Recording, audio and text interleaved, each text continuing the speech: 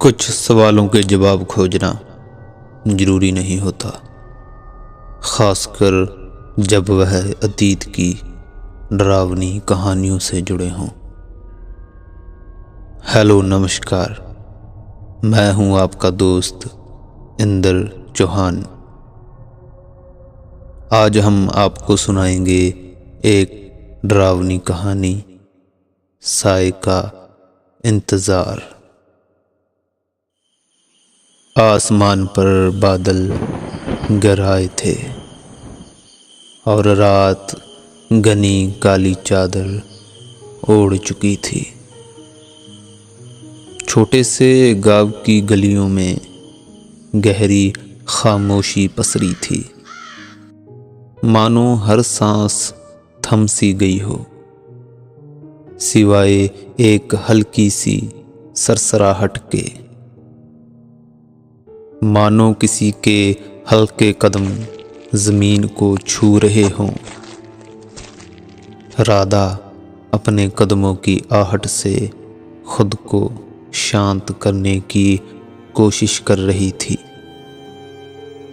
लेकिन एक अनजानी बेचैनी ने उसे जकड़ लिया था।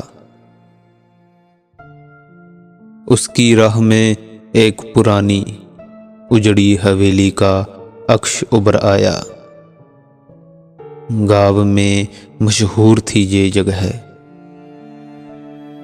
वह हवेली, यहाँ हर रात एक साया जागता था, किसी के आने का इंतजार करता हुआ। कहते हैं यहाँ कोई नहीं जाता, और जो गया वो लौटकर कभी नहीं आया।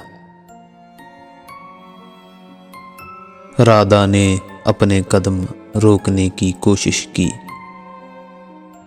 पर हवेली से आ रही किसी अदृश्य पुकार ने उसे खींच लिया। वो जानती थी कि उसे यहाँ से दूर होना चाहिए, पर कोई अनजान ताकत उसके शरीर को अपने इशारों पर नचा रही थी। उसके हर कदम के साथ हवेली और करीब आ रही थी, जैसे वो खुद चलकर राधा के पास आना चाहती हो।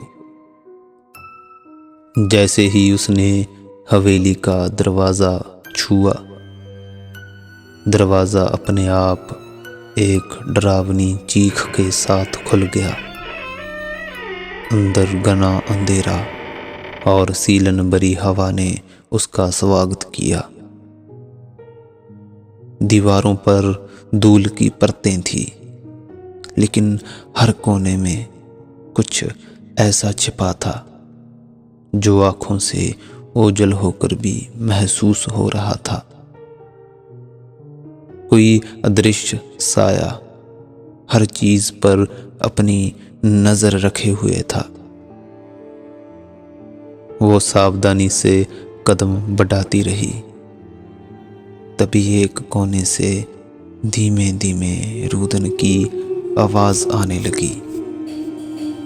उसके कानों में फुसफुसाहट गूंज उठी। क्यों आई हो? वापस चली जाओ।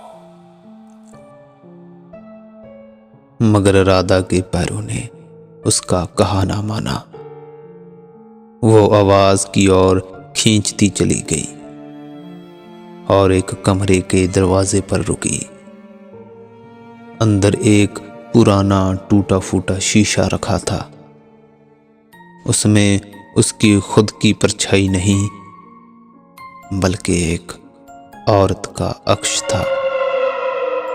लंबे बिखरे बाल, काली सूनी आंखें और होठों पर एक सन्नाटे से भरी मुस्कान। राधा का बदन पसीने से लथपथ हो गया। उसने आंखें मूंद ली, पर उस औरत की फुसफुसाहट और तेज हो गई। तो मेरी जगह आ गई है, अब ये तेरा घर है, मेरा इंतजार खत्म हुआ। राधा ने पलटकर भागने की कोशिश की, मगर उसके पैरों में जैसे बेड़ियां बंध गई। उसकी आवाज गले में घुट गई। दरवाजे खुद ब खुद बंद हो गए और हवेली में एक अजीब सा सन्नाटा फैल गया।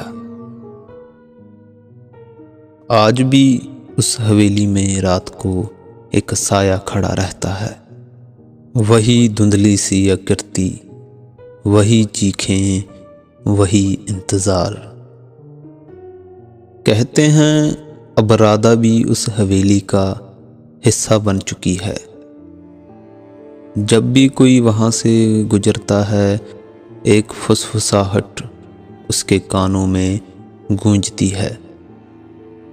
क्यों आए हो, वापस चले जाओ।